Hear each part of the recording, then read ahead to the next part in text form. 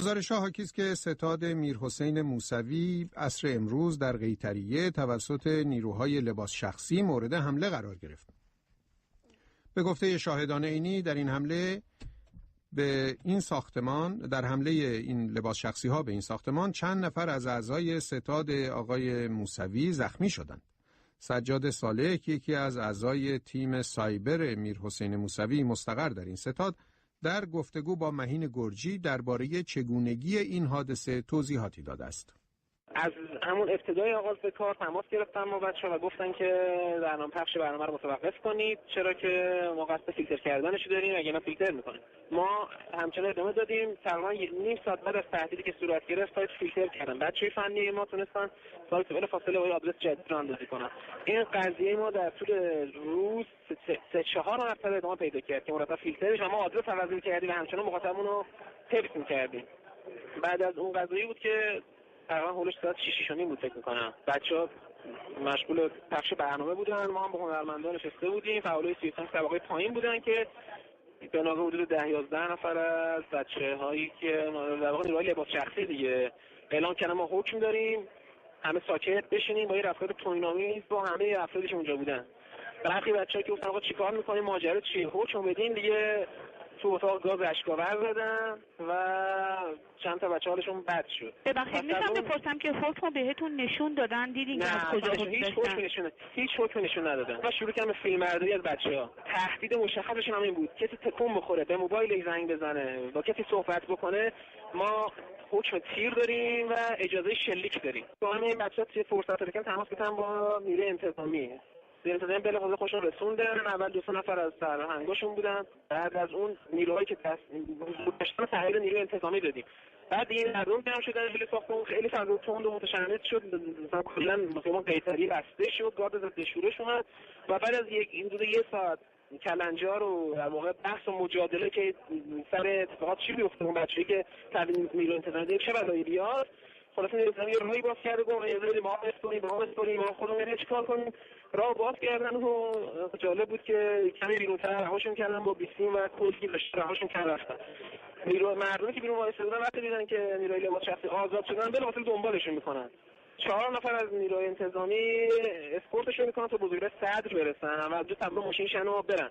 مردم خیلی زیادی حدود 200 نفر دنبالشون افتاده بودن. این از اتفاق افتاد، دیدن نمیتونن کاری کنن و خیلی مردم دنبالشون بودن. یکی از همون نیروهاش فرار میکرد، دریاش رو مردم یه خوره فریاد و عربده کشید، یه تیر هوایی شلیک کرد به کلی که داشت. مردمی که کوتاه نیومدن تیر دوم به سمت مردم شلیک کرد، سمت کنار البته، یعنی ولی روی پایین، این که به کنار برخورد کرد. همونجا جلوی 206 که خانم سوارش بود با همون اسلحه گرفت، سوار 206 شد و متواری شد. بعد از اون اعلام کردن که محل ساختمون کلا باید پلم بشه. تا جایی که من مونده بودم همین روز به 20 دقیقه پیش ستاره اطلاف اصلاح طلبان مقاومت کرد و در برابر پلم و گفتن که پلم بود، ولی کاملا نیروی ضد شورش مستقر شدن، عملا متفرق کردن و عملا از روند آزاد اطلاع رسانی و اتفاقی از صبح داشت می‌افتاد در مورد گردش آزاد اطلاعات و انتشار اخبار از حوزه‌های مختلف و شهرها که بچه‌ها اونجا مستقر بودن جلوگیری کردن. خب ببینم الان ساختمان رو پلم کردن، شما خبر ندارین دیگه؟ تا آخر لحظه ما اونجا بودیم و 20 دقیقه پیش از اونجا خارج شدیم. یه کشاکشی وجود داشت. آقای محسن امینزاده رئیس ستاد اطلاعات اصلاح طلبان معاون وزیر خارجه خاتمی بودن، اونجا حضور دارن و اجازه پلم نمیدادن، در حال مذاکره و بحث بودن، ولی عملاً روند برنامه رو مختل کردن. سجاد صالح که یکی از اعضای ستاد میرحسین موسوی بود که در مورد حمله نیروهای موسوم به لباس شخصی به این ستاد در محله قیطریه تهران به مهین گرجی توضیح میداد. این خبر این است که سایت یاری نیوز که از میرحسین موسوی، یکی از 2 نامزد اصلاح طلب انتخابات ریاست جمهوری حمایت می‌کند، خبر داد که عده‌ای از لباس شخصی‌ها که بیسیم و گاز فلفل به همراه داشتند بعد از ظهر روز جمعه به ستاد اصلاح طلبان حامی میرحسین موسوی حمله کردند. یکی از افراد حاضر در ستاد اصلاح طلبان حامی آقای موسوی در گفتگو با محمد زرقامی از رادیو فردا از جزئیات ماجرا میگوید. نمیدونم بتونم خوب صحبت کنم یا نه، چون گاز اشک‌آور ما الان تمام سیستم تنفسیمون مختل شده یه جوره. لطفاً بگید که امروز چه ساعتی و توسط چه کسانی برنامه تلویزیون اینترنتی موج سوم قطع شد؟ واقعیت اینه که ما مسئول پخش برنامه بودیم. یه تعداد از هنرمندان هم تشریف آورده بودن. طبقه 5 ساختمان قیصریه ستاد مهندس موسوی تشریف داشتن و به نوبت میومدن میرفتن جلو دوربین و از استقبال مردم تشکر میکردن. متاسفانه نیروهای لباس شخصی و یه مش عوامل خودسر حمله کردن، به ستاد گاز اشک‌آور زدن. کلا اینجا همه چیز متشنج شد. بعدم گفتن حکم تیر داریم، به هنرمند و غیر هنرمند کاری نداریم، حکم ویژه داریم. منتها هیچ حکمی نشون ندادن به ما.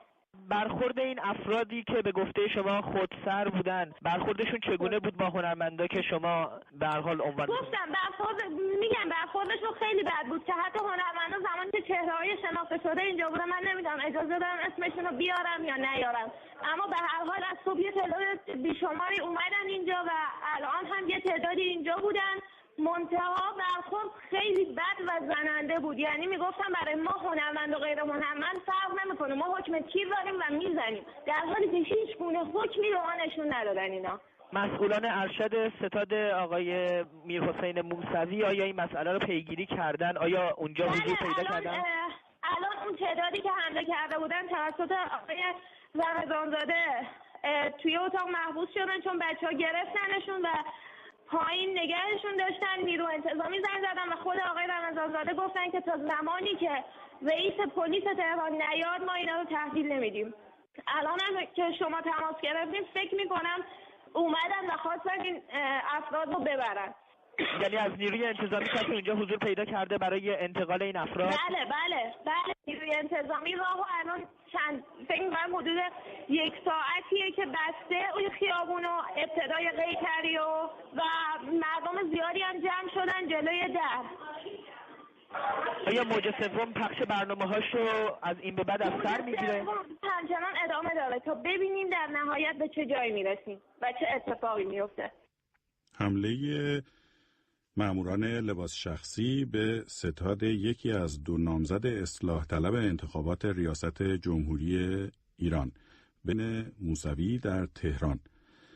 گفتگویی بود با افراد حاضر در ستاد اصلاح طلبان حامی آقای موسوی. از استان مرکزی